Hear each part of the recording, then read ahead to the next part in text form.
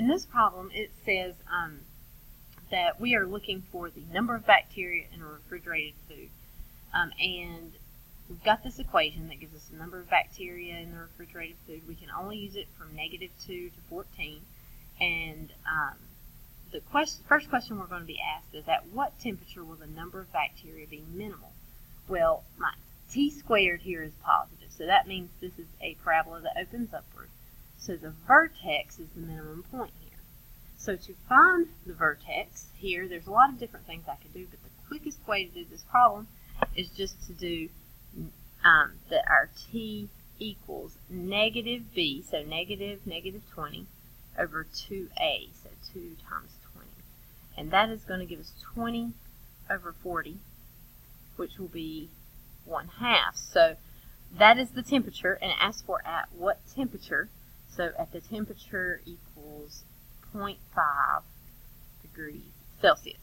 Now, that just tells us the temperature. The question did not ask us for the number of bacteria, but if we needed to know the number of bacteria, we could just take our calculator and we could plug in 20 times 0.5 squared minus 20 times 0.5 plus 120. And whenever you do that, you get 115. So there are 115 bacteria at that point. For B, it says, what is the approximate domain of temperatures that will keep the number of bacteria under 500? So here, I want to use the calculator for this part. So let's look at the graph here. I'm going to go to y equals. I'm going to clear out anything I already have there. I'm also going to go up here and turn this plot off. So I'm going to hit enter and come back down. So that's off. And I'm going to type in my equation. I'm going to use an x instead of a t, because that's what the calculator requires. And here's my equation. I'm going to hit graph. There's a good chance I won't see what I need to see right off. If I hit zoom 6, things are no better. So notice right here your y-intercept is 120. So I'm going to go to my window and I'm going to make that y max. I'm going to make it 150.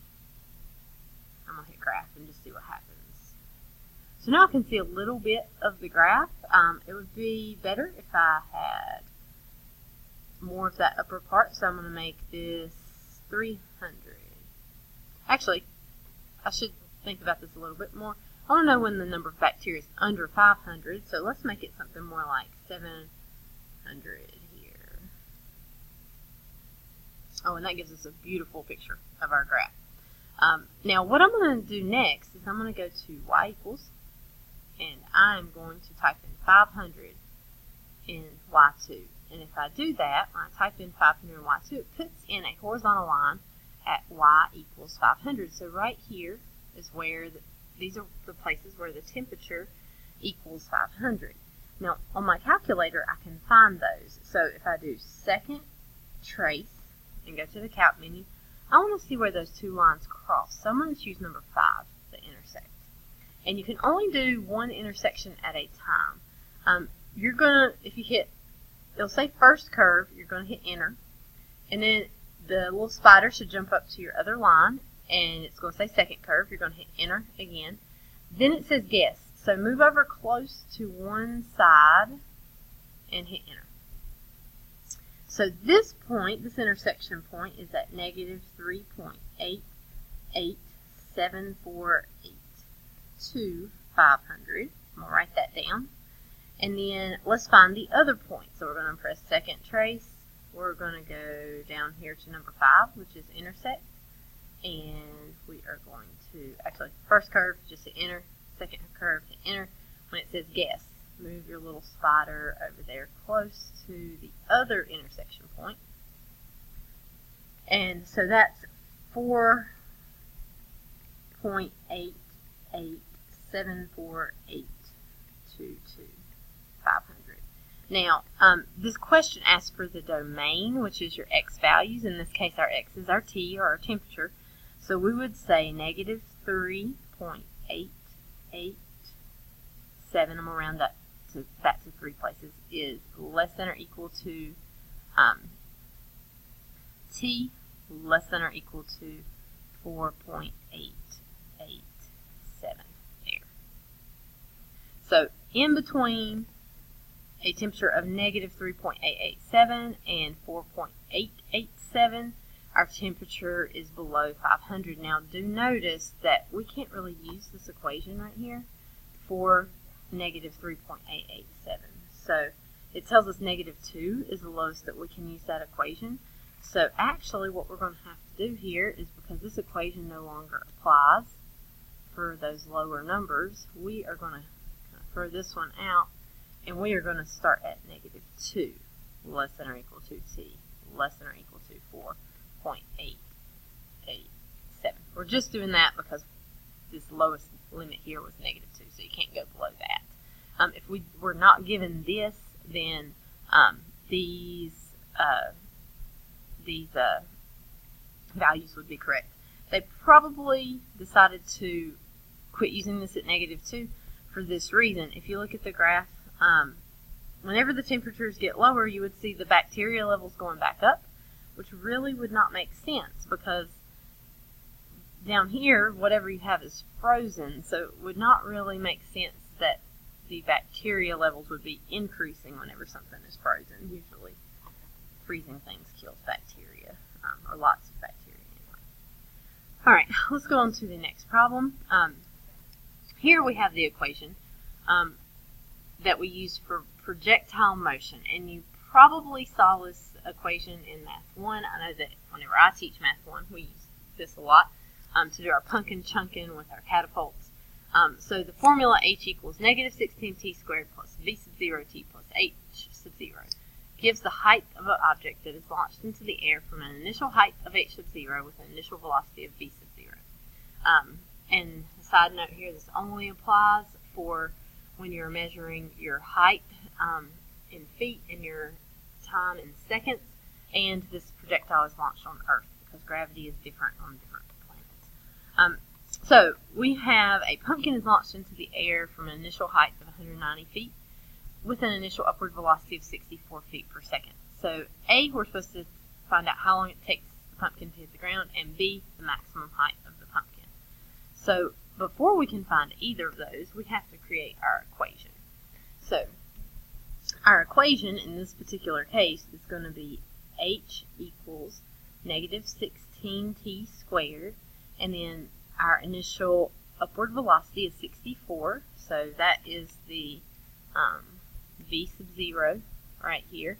That sub 0 just means initial. It's not actually a number that you calculate anything with in the problem, so we have plus 64t, and then we are going, let's see, that was this, and then we are going to replace h sub 0 with the initial height, which is 190 feet. So we'll have plus 190. Okay, so we want to know the amount of time it takes the pumpkin to hit the ground. So there are two ways that we could do this. We could do it by hand, or we could do it on the calculator. I'm just going to show you how to set it up. If you're going to do it by hand, whenever a pumpkin hits the ground, its height is 0. So you would plug in 0 for your h, and you have negative 16t squared plus 64t plus 190. And you can do quadratic formula or complete the square to solve that. I don't think it will factor, but I haven't really checked. However, we are going to use the calculator for this. So if we go to y equals, and we are going to type in our equation. So we have negative 16x squared plus 64x plus 190. Let's just go ahead and hit graph to see what we've got here.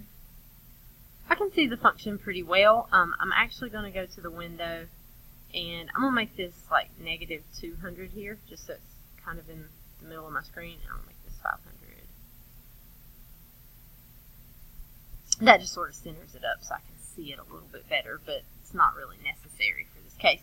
I want to see where the pumpkin hits the ground, which is going to be this point right here. It's not going to be this point because this would be like going backwards in time, which is not really possible. So time is 0 right here. The pumpkin is launched. The pumpkin hits the ground right here. So to find that point, that is an x-intercept, or that can also be called a 0. So we're going to press second trace, and number 2 right there in our list is 0. Whenever we have the 0, it's going to ask us to find a point left bound and right bound of that 0. So over here, I am definitely on the left side of that 0. So I could hit enter here, or I could go over closer to that point, but I don't want to go past it. So if I went closer right here, I'm still to the left of that point, so I'm going to hit enter. You'll see this little arrow pop up right here that shows you that's your left bound. That's the furthest left you'll go. Then it says right bound right here at the bottom. So you're going to hit the right arrow key all the way until you pass the x-axis. You have to go below the x-axis here. Then you're going to hit enter, and you can see there's the left bound, there's the right bound. The 0 has to be somewhere in between these two things. And for guess, you can go back up here and go close to it if you want. You don't really have to do that step. You can just hit enter.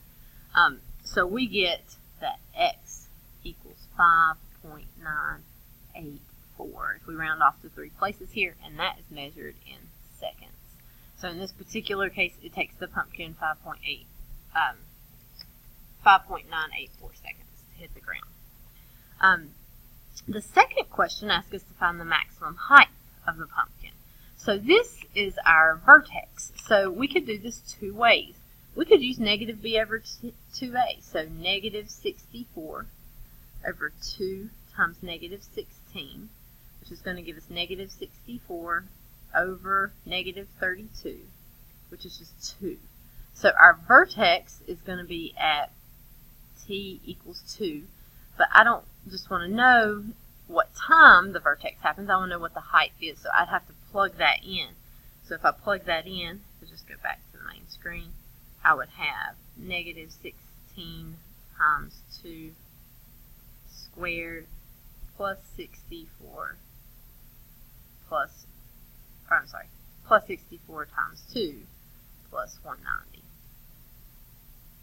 Okay, and whenever I do that, I get a height of 254 as my maximum height, and that is measured in feet.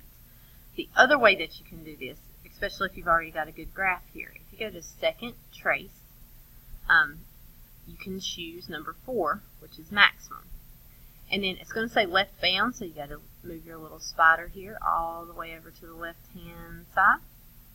And then you're going to see that it says right bound, so you move all the way over to the right-hand side of the heel, and then go back towards the middle, close to the point you're looking for, and hit enter. And you can see here that we also get 2 and 254. Notice right here the calculator has 2.00000015. That's because it has to use an approximation method, so it's a little bit off, but for all of our purposes, 2 is the correct answer. So 254 feet is the maximum height of